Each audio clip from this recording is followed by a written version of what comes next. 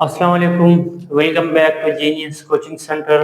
आज हम पढ़ेंगे important topic hydrophilic molecule and hydrophobic molecules. आपके के बुक में भी है, Sindh text book, Punjab text book, federal सब में है।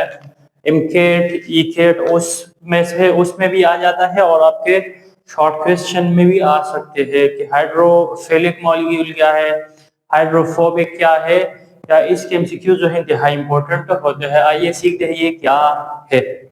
Hydrophilic hydrophobic step by step, मतलब टॉपिक वाइज मैंने इसको कर दिया है डिस्ट्रीब्यूट। तो आप लोग इसी तरह कर ले या अलग अलग कर ले, कोई मसला नहीं है। सबसे पहले मीनिंग, तो मैं अगेन बता रहा हूँ, मैंने कंबाइन करके हाइड्रोफिलिक के पॉइंट ए में, हाइड्रोफोबिक के पॉइंट नंबर बी में है।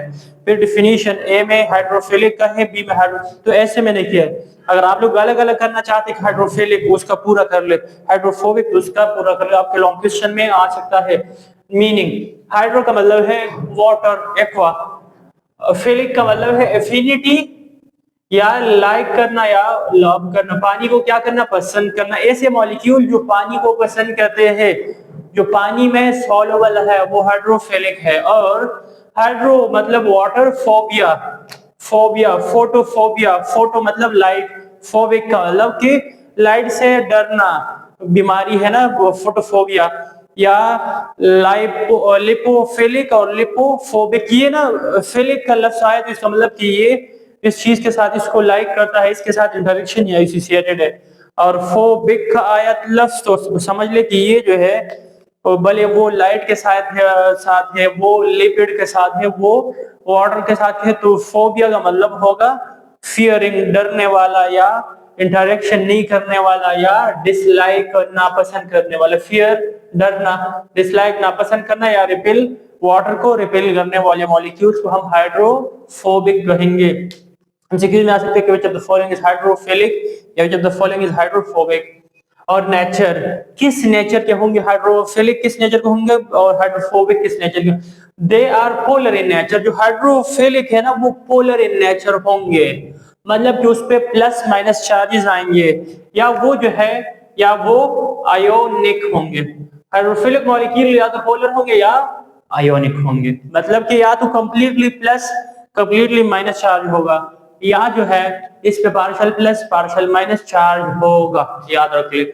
और जो हाइड्रोफोबिक है, they are mostly non polar in nature. Hydrophobic substances ज्यादातर मोस्टली वो नॉन पोलर होते हैं, मतलब उस पर कोई प्लस माइनस चार्ज नहीं होता। या आगे मैं एक्सप्लेन करने वाला हूँ, इलेक्ट्रोनेगेटिविटी डिफरेंस अगर एटम्स के बीच में आया 0.4 से कम, तो समझ ले कि ये वाटर में सॉल्युबल नहीं है।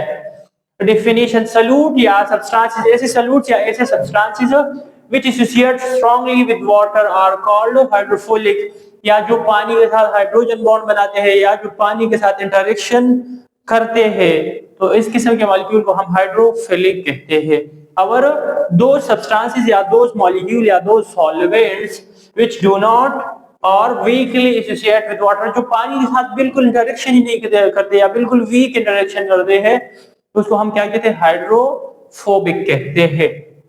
तीसरा एग्जाम्पल इंतहाई इंपॉर्टेंट। अब मैंने कुछ जो लिखे, मैंने 10-12 लिखे हैं, लेकिन मैं भी आपके ईकेट में इन 10-12 में से कोई भी ना आए, तो कैसे पता चलेगा कि सब्सटेंस हाइड्रोफिलिक है या वो हाइड्रोफोबिक है, कैसे पता चलेगा। ऊपर मैंने बता दिया, अगेन बता रहा हूँ, del E N electronegativity difference आपने करना है कैलकुलेट। अगर आपका डिफरेंस आया 0.4 या उससे कम, तो समझ ले कि आपका मॉलिक्यूल जो है वो हाइड्रोफोबिक है या वो नॉन पोलर है।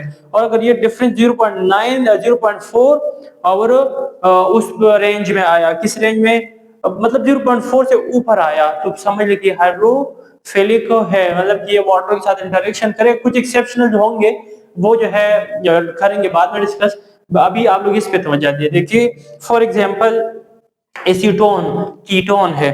एसीटोन को अगर आप लोग देखेंगे ना, वो उसका फॉर्मूला है CH3 और C डबल बॉन्ड O और CH3।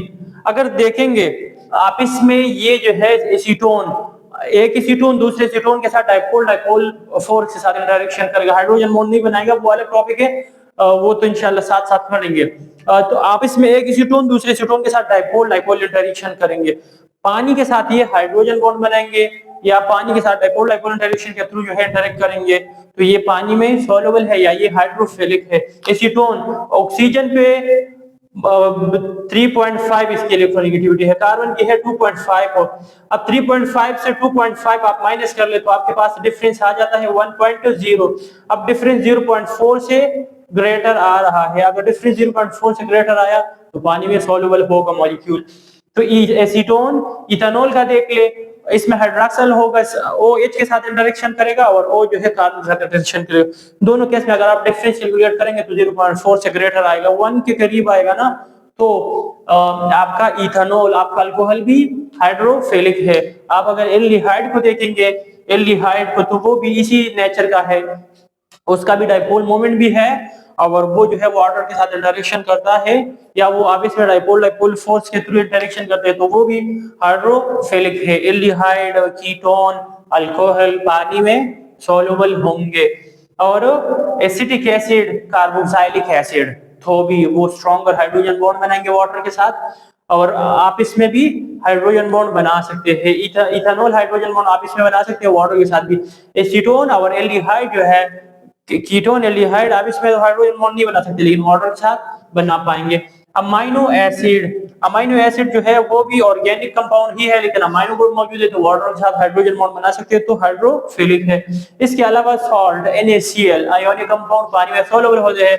ग्लूकोज हाइड्रोक्सिल ग्रुप है तो पानी में सॉल्युबल है, हाइड्रोजन बॉन्ड बनाएंगे। सल्फ्यूरिक एसिड पानी में सॉल्युबल बनाएंगे, इंटरेक्शन करेंगे, HCl, HBr, HF, HI और HNO3, H3PO4 जितने सारे हैं वो वाटर के साथ इंटरेक्शन करेंगे तो हाइड्रोफिलिक है।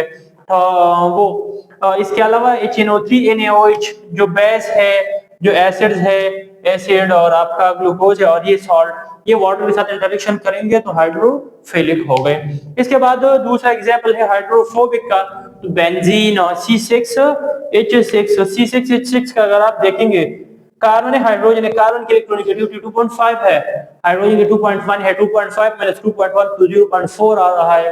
तो बेंजीन वाटर के साथ इंटरेक्शन नहीं करता, नहीं करेगा तो पानी में सॉल्युबल नहीं होगा। और इसके अलावा पेट्रोल या जितने भी ऑयल्स है आपके, जितने भी डीजल्स है, वो पानी में सॉल्युबल नहीं है, क्योंकि वो वही मसला कि डिफरेंस इलेक्ट्रोनेगेटिविटी का 0.4 से कम आएगा, जब कम आएगा तो फिर इंटरेक्शन वो वाटर के साथ नहीं करते। टॉल्वीन, आपका टॉल्वीन का स्ट्रक्चर अल्केन, अल्कीन, अल्काइन जितने भी है वो क्या है, हाइड्रोकार्बन है।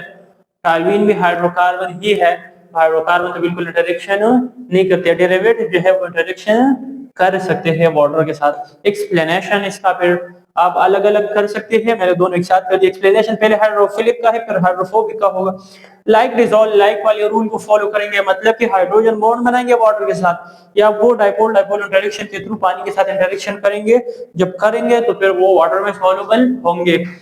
When hydrophilic substances like alcohol, like NaCl, like glucose, etc. are put into water, they mix well, मतलब वो अच्छी तरह मिक्स होते हैं, मतलब कि वो सिंगल फेज सोल्यूशन बनाते हैं। सिंगल फेज का मतलब जब एक दफा आपने डिसॉल्व कर दिया तो फिर आप ये नहीं देख सकते कि कौन सा मॉलिक्यूल सॉल्यूट का है और कौन सा सॉल्वेंट का है। आप ये आइडेंटिफाई कर नहीं कर सकते, समझ लिया कि सिंगल फेज सोल्यूशन है, मतलब कि ट्रू सोल्यूशन बन गया है। और अगर आपने पुट तो कर दिया और ये कि यहाँ पे वाटर ने लेयर बनाया और ऊपर या उससे नीचे किसी और सब्सटेंस का लेयर बन गया है, तो फिर आपका ये हाइड्रोफिलिक सब्सटेंस नहीं होगा। तो फिजिकली आप ये मालूम कर सकते हैं, और अगर ऐसे मालूम करना चाहते हैं तो इलेक्ट्रोनेगेटिविटी से डिफरेंस मालूम कर ले। तो अगर हाइड्रोफिलिक सब्सटेंसेस को या पोलर सब्सटेंसेस को हम पानी में पुट करेंगे, डिसॉल्व करेंगे into water, they mix well, अच्छी तरह मिक्स होते हैं to form homogeneous mixture, तो homogeneous mixture बनाएंगे, मतलब कि हर जगह पार्टिकल इवनली, एक हर जगह पे सेम नंबर ऑफ पार्टिकल जो है वो डिस्ट्रीब्यूट होंगे।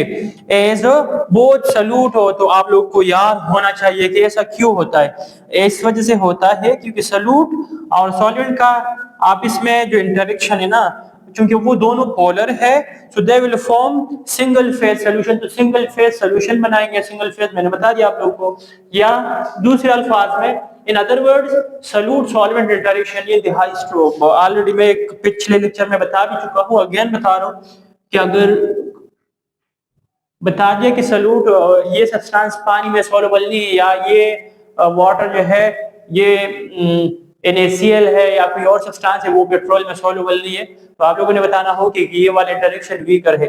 और NaCl है वो पानी में सॉल्युबल है, तो आप लोगों ने बताना हो कि NaCl जो सॉल्यूट है और जो कि वाटर सॉल्वेंट है दोनों पोलर है या उनके बीच में सॉल्यूट सॉल्वेंट इंटरेक्शन स्ट्रॉन्ग है।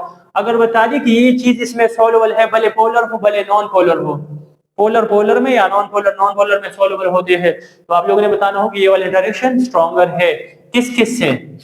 Stronger enough to overcome solute solute in solvent और सॉल्वेंट। अगर सॉल्यूट का सॉल्वेंट का के साथ इंटरेक्शन स्ट्रॉन्गर आया एज कंपेयर टू दिस या दिस, तो फिर सॉल्युबल होंगे या सब्सटेंस जो है वो हाइड्रोफिलिक होंगे। और अगर इस तरह नहीं हुआ तो फिर वो हाइड्रोफिलिक नहीं होंगे, वो हाइड्रोफोबिक होंगे। Hydrophobic molecule do not form hydrogen bond with water, वो पानी के साथ interaction do not interact with water। ऐसे सब्सटेंस जो वाटर के साथ इंटरेक्शन ही नहीं करते उसको हम हाइड्रोफोबिक सब्सटेंस कहते हैं।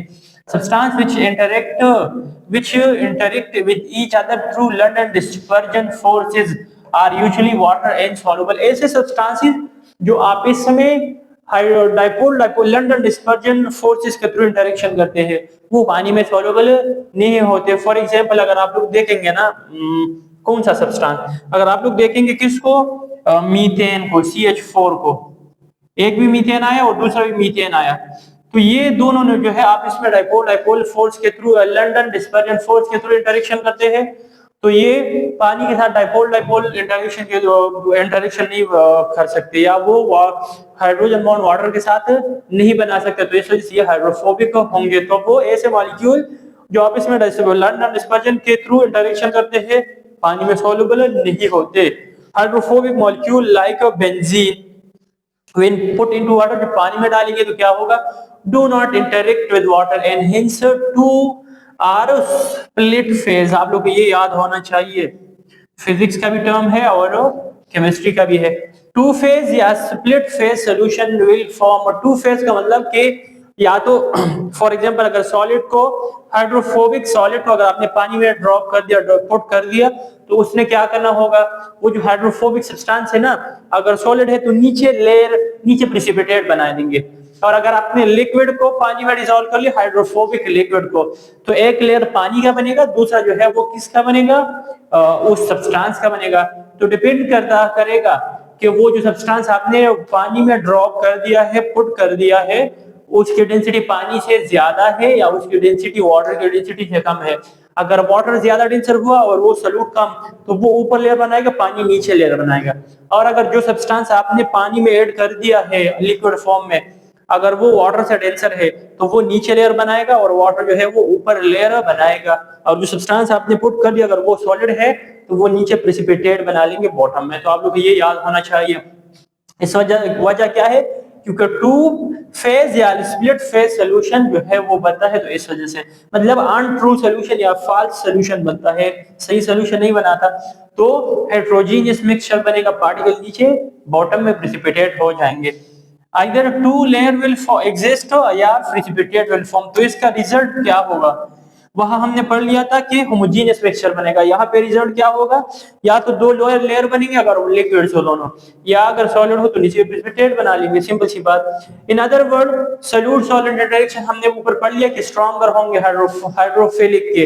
हाइड्रोफोबिक का जो ये वाला इंटरेक्शन है ये बाकी दो इंटरेक्शन से वीकर होंगे। तो इस वजह से मतलब कि पानी में इतनी उसमें इतना हिम्मत, वो इतना ताकत नहीं है वाटर मॉलिक्यूल में कि वो सॉल्यूट को एक दूसरे से क्या कर ले, जुदा कर सके। तो ये आप लोग इसको भी देख ले और इसका ना प्रैक्टिस कर ले, मुख्तलिफ सोर्सेज से आप लोग सब्सटेंसेस ले ले और देख ले वो हाइड्रोफिलिक है या वो हाइड्रोफोबिक है।